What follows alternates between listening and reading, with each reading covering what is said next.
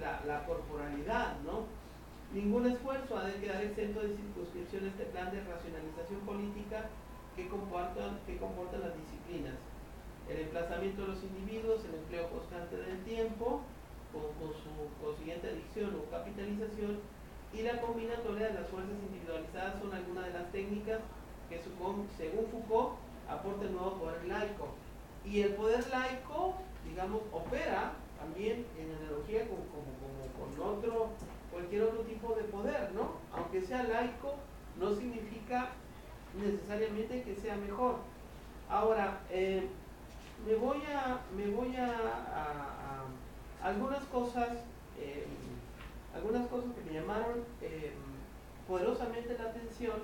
Voy a comentar para dar un poquito de tiempo para la exposición, al menos por la parte inicial, porque yo tengo el severo, dentro de los muchísimos defectos que tengo el severo defecto de monopolizar la palabra más de lo necesario, ¿no? Y esto es un seminario. Siempre he intentado que sea un seminario a pesar de mí mismo, ¿no? Entonces, aquí lo que me interesa es lo que tiene que ver con el asunto del cuerpo y con la aparición de expresa del proyecto Foucaultiano, ¿sí? Que de la página 32 en adelante lo va señalando muy claro. Dice, y leo aquí y vamos interpretando: objetivo de este libro, una historia correlativa del alma moderna y de un nuevo poder de juzgar, una genealogía del actual complejo científico judicial. Fíjense, cuando habla de complejo científico judicial, está hablando de estas leyes, ¿no? De esta ley que está de sustento también, o más bien, más que de sustento, digamos, de sustento legal, sí, de legitimador, quizás, más bien, ¿no? Lo que decíamos, del actual complejo científico judicial, en el que el poder de castigar se apoya, recibe sus justificaciones y sus reglas, extiende sus efectos y disimula su exorbitante singularidad, ¿sí? Y luego habla de que ese estudio obedece a 4 reglas, ¿no? Y ahí es donde la parte metodológica queda expresa de manera muy interesante, ¿no? Primero, dice, no centrar el estudio de los mecanismos punitivos. Estamos hablando de la prisión y estamos hablando del castigo y todo lo que ya hemos señalado en los 4 capítulos donde se desarrolla vigilar y castigar. No centrar el estudio de los mecanismos punitivos en sus efectos represivos, en su aspecto de sanción, solo reincorporarlos a toda la serie de los efectos positivos que pueden inducir, incluso si son marginales a primera vista. Considerar por consiguiente el castigo como una función social compleja. Es decir, no es una historia de los horrores, ni un catálogo de la Inquisición, ni mucho menos, ¿no? Sino más bien cuál es el papel que ha jugado estas prácticas, ¿no? Estos castigos, ¿no? Respecto a un orden social. Segunda regla, casi nos recuerda el discurso del método. Analizar los métodos punitivos no como simples consecuencias de reglas de derecho o extensión del derecho, ¿no? O como indicadores de estructuras sociales, sino como técnicas específicas. Aquí la palabra técnica va adquiriendo un sentido interesante, como técnicas específicas del campo más general de los demás procedimientos del poder, ¿no? Aquí técnica y poder, o técnicas de poder racionalizadas, castigos como técnicas de poder racionalizadas. Adoptar en cuanto a los castigos la perspectiva de la táctica política. Esto también es interesante, ¿no? La táctica política que supone la búsqueda de determinados efectos, ¿sí? Esta administración de los castigos como táctica política, que nos recuerda naturalmente a Maquiavelo, ¿no? ¿Sí? Nos recuerda el príncipe, ¿no? De alguna manera podríamos entender esta perspectiva del castigo como táctica política, como aquello que puede y que quiere producir efectos de poder. Tercero, en lugar de tratar la historia del derecho penal y de las ciencias humanas como 2 series separadas, cuyo cruce tendría sobre la una o sobre la otra, sobre las dos quizás, un efecto, según se quiera, perturbador o útil, buscar si no existe una matriz común. Ahí eso es la genealogía, buscar esa matriz común. Y si no dependen ambas de un proceso de formación epistemológico-jurídico, en suma, situar la tecnología del poder en el principio tanto de la humanización de la penalidad como del conocimiento del hombre. Saber, poder. Fíjense cómo lo está señalando, ¿no?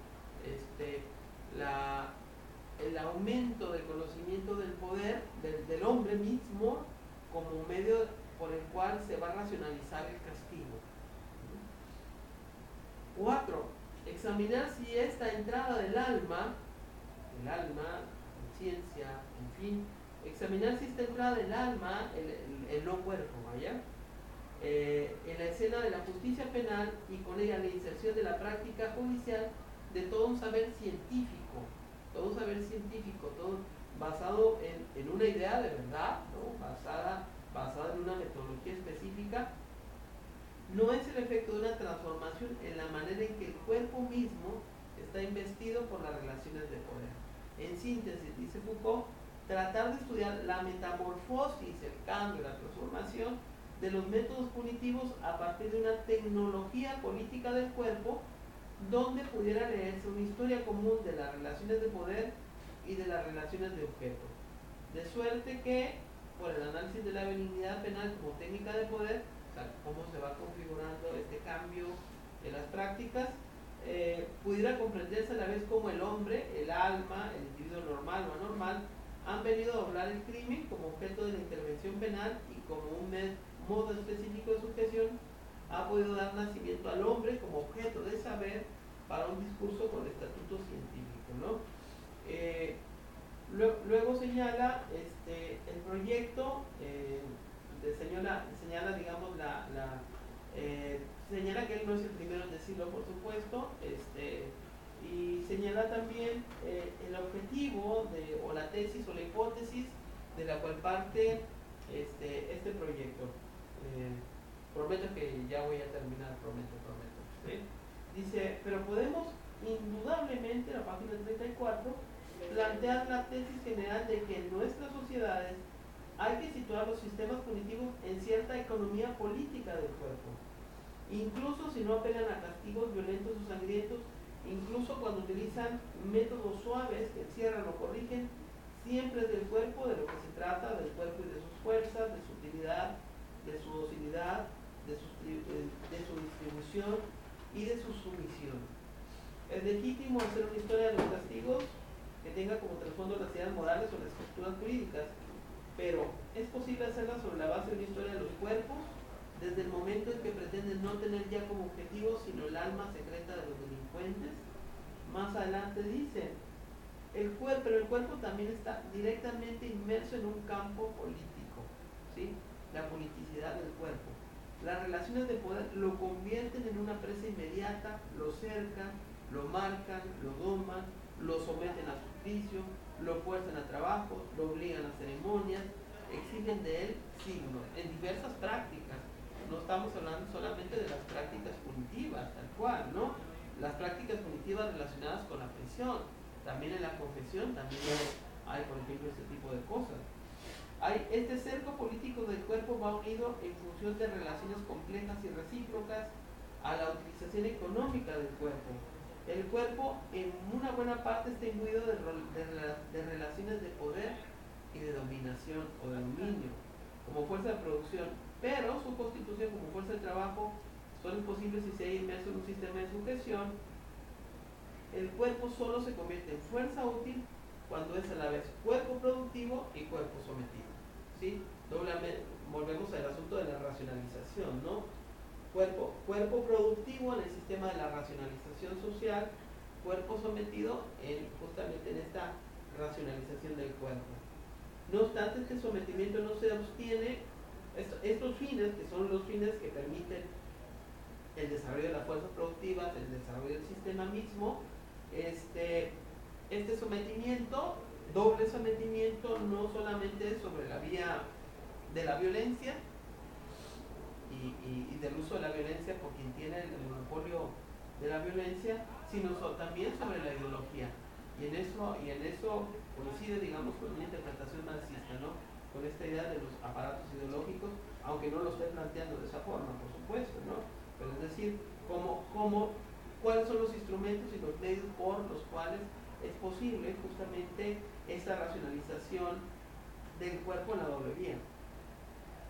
No obstante, este sometimiento no se obtiene solo mediante instrumentos, ya sea de violencia, ya de ideología, puede ser muy bien directo, físico, emplear la fuerza contra la fuerza, obrar sobre elementos materiales, y a pesar de todo, no ser violento. Puede ser calculado, organizado, técnicamente reflexivo, puede ser sutil, sin uso de armas ni de terror, y sin embargo permanecer dentro del orden físico.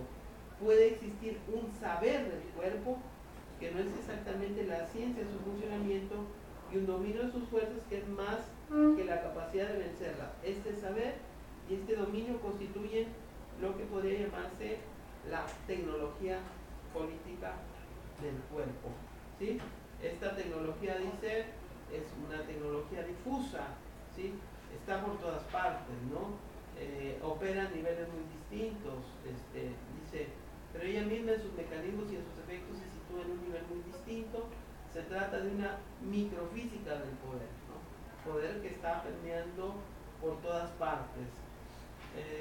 El estudio de esta microfísica, dice página 36, supone que el poder que en ella se ejerce no se conciba como una propiedad, sino como una estrategia. Eso es lo último que digo. Que sus efectos de dominación no sean atribuidos a una apropiación, sino a disposiciones, a maniobras, a tácticas, a técnicas, a funcionamientos. Por eso decíamos que el análisis que nos está planteando Foucault de esta categoría del poder ya no es el análisis clásico de la teoría política, es un análisis que ha bajado a la corporeidad, es un análisis que derivado también de un planteamiento nietzscheano, ¿no? Recordemos, habla acerca de la naturaleza propiamente humana del poder y de las diversas dimensiones de este poder, ¿no? Hay que admitir, dice, en suma, que este poder se ejerce más que se posee, que no es el privilegio adquirido o conservado de la clase dominante, sino el efecto de conjunto de sus posiciones estratégicas, efecto que manifiesta y a veces acompaña la posición de aquellos que son dominados. Este poder, por otra parte, no se aplica a quienes no lo tienen, pura y simplemente como una obligación o una prohibición. Los invade, es una microfísica, pasa por ellos y a través de ellos, se apoya sobre ellos, del mismo modo que ellos mismos en su lucha contra él se apoyan a su vez en el lugar de presas que ejerce sobre ellos, ¿sí? Entonces, este poder del que están imbuidos,